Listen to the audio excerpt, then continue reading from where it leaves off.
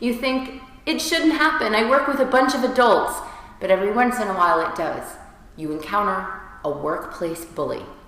It's happened to me. I worked with a guy where as long as you agreed with everything he said, no problem. But the first time you two had differing opinions on something, that's it. You were on his list from that day forward. So what do if you are dealing with a workplace bully? Well, in my research into conflict for my book, The Successful Struggle, I found that coping falls into two types of categories. There's problem-focused coping and emotion-focused coping.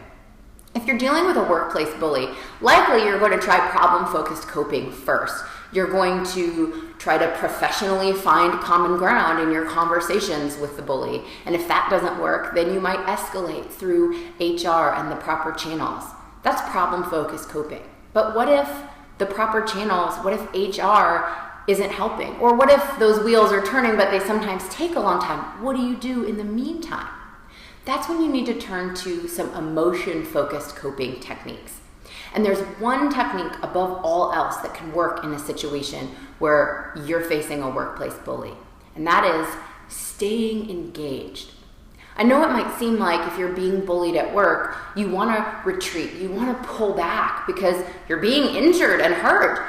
Well, that's actually the opposite of what you should do. You want to get more deeply engaged. Probably not with the bully, but you want to find a mentor perhaps, or you want to get engaged with a new group, maybe an affinity group. You need to tighten your people around you. And that's going to serve two purposes. First of all, it just emotionally makes you feel better to have people around you, to have buddies at the same time that you're being bullied. It's going to offset some of those bad feelings at the workplace. And those also might be the people that have your back as this problem continues to escalate. So at the same time that you want to, of course, do all of the problem-focused tactical solutions to your bullying problem, in the meantime, you can buffer yourself by practicing this engagement. That's the best type of emotion-focused coping you can do if you're being bullied. Don't detach. Don't pull away from your place of business. Deeply engage and stay connected at your office. Connect to your colleagues. And that's going to help you in several ways fight the workplace bully.